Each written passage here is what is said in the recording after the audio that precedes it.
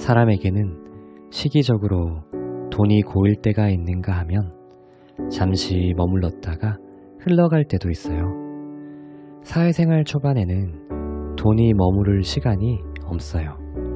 일단 들어오는 돈이 너무 적어요. 결혼하고 아이 낳아 키우는 동안에도 돈이 잠시 지갑을 스치고 가요. 안녕하세요 인사만 하고 사라지죠. 그러다가 50대 이후로 접어들면서 돈이 나에게 머무는 시간이 조금씩 길어지기 시작해요. 물론 예외의 경우가 있겠지만 대체로 비슷한 흐름일 거예요. 저도 그랬어요. 40대 중반쯤 한참 강의가 많을 때 주변에서 재테크를 권하더라고요. 여기저기 얼굴을 내비치니 제가 돈을 많이 버는 줄 알았나 봐요. 하지만 불가능한 일이었죠. 겨우 집을 장만한 지 얼마 안 돼 다른 곳에 투자할 만큼 여윳돈이 없었거든요. 당시 재테크란 말을 들었을 때 이런 생각이 들었어요. 그거 돈이 있어야 하는 거 아니야? 나는 지금 재테크할 타이밍이 아닌데. 그러고는 하던 일을 계속했어요. 들어오는 강의 열심히 하고 번 돈으로 의식주 해결하고 아이들 키우고 그렇게 돈이 저를 스치고 흘러가는 세월이었어요. 그런데 이제 와 생각해보니 알겠더라고요. 그게 바로 재테크였던 거예요. 주어진 일을 열심히 하는 것.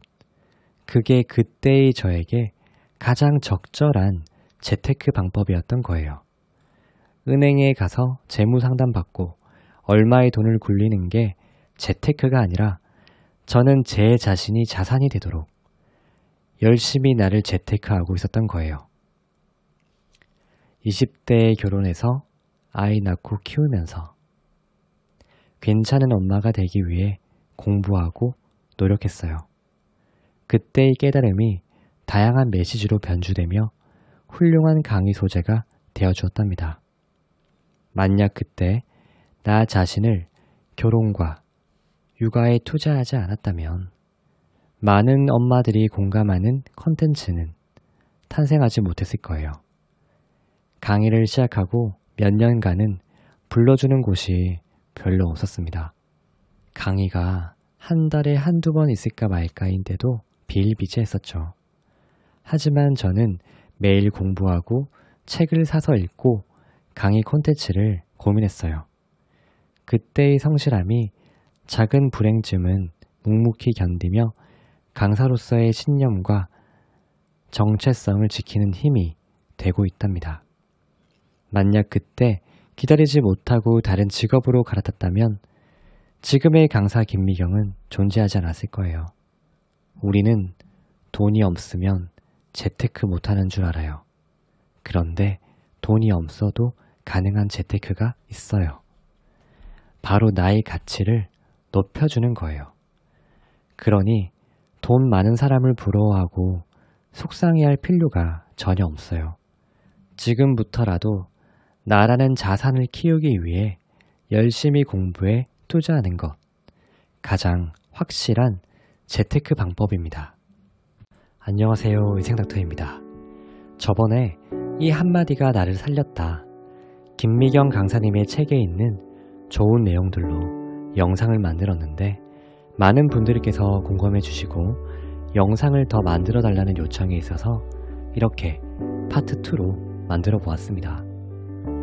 저희 이번 영상이 우리 인생가족 분들에게 많은 도움이 되셨으면 좋겠습니다. 자, 시작하겠습니다.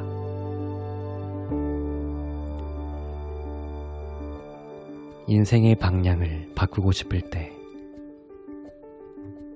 누구보다 열심히 살고 있는데 정작 중요한 일을 놓치고 뭔가 잘못된 방향으로 가고 있다는 느낌이 들 때가 있지 않나요? 이게 내가 진정 원하는 게 맞아?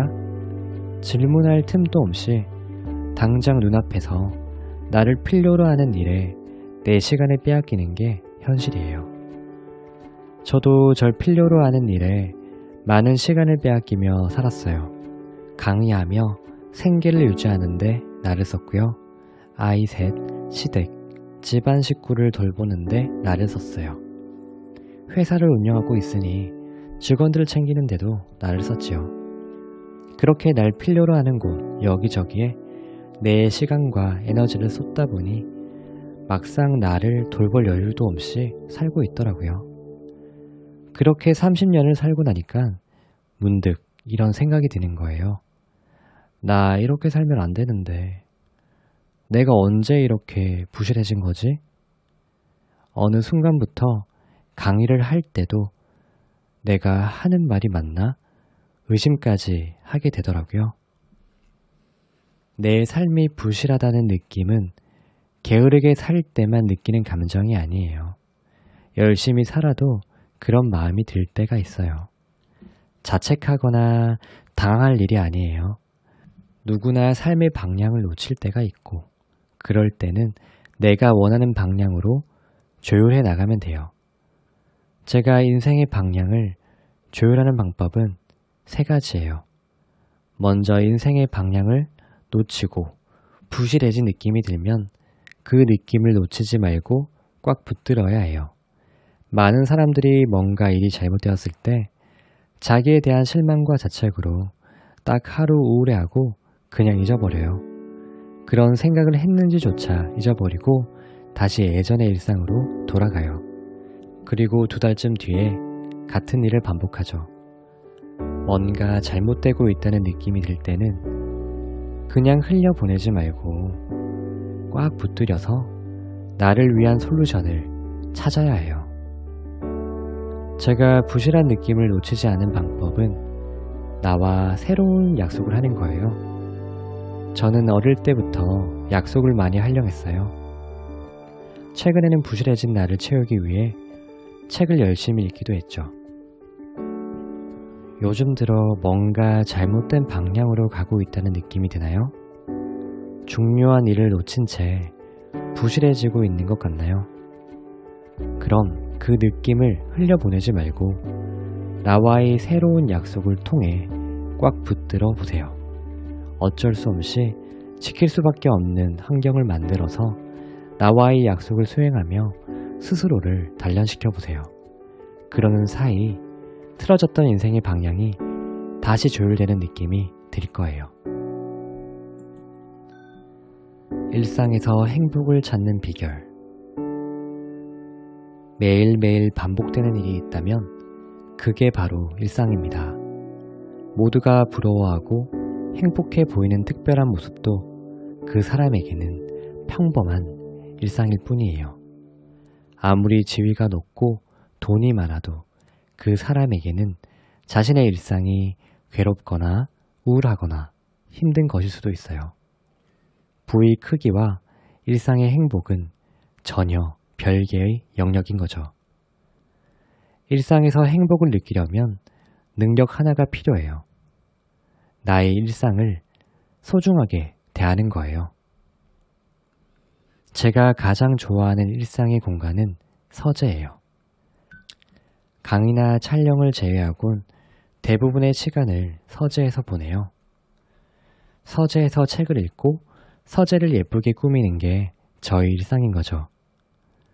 일이 잘 안 풀려 속상할 땐 저는 예쁜 머그컵을 사요. 책상 위에 올려놓고 커피를 마시면 일주일이 행복하거든요.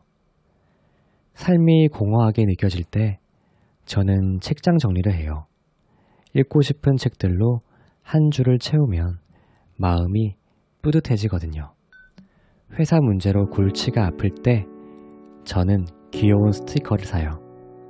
다이어리 여기저기에 붙이다 보면 마음이 편안해지거든요. 저희 일상은 지루하거나 불행할 틈이 없어요. 일상의 공간인 서재를 예쁘게 꾸미기만 해도 행복해지니까요. 일상에서 행복을 발견하지 못하는 이유가 뭔지 아세요? 열의 9은 귀차니즘 때문이에요. 쌓아둔 설거지가 귀찮아서 편의점 음식으로 끼니를 때우고 밀린 빨래가 귀찮아서 입었던 옷을 대충 털어입고 쌓아둔 옷 정리가 귀찮아서 침대 구석에서 쪽잠을 자면서 내 일상이 행복하다고 느끼는 사람은 아마 없을 거예요. 내가 나의 일상을 귀찮아하면 일상이 불편해져요. 일상이 불편해지면 행복은 저 멀리 도망가 버려요. 나의 일상과 편하게 지내야 행복과 가까워질 수 있어요. 다른 사람의 행복을 부러워하지 마세요. 그 대신 평범해 보이는 나의 일상을 요긴하게 닦아보세요. 내가 나의 일상을 소중하게 대한 만큼 일상이 나에게 행복을 가져다 줄 거예요.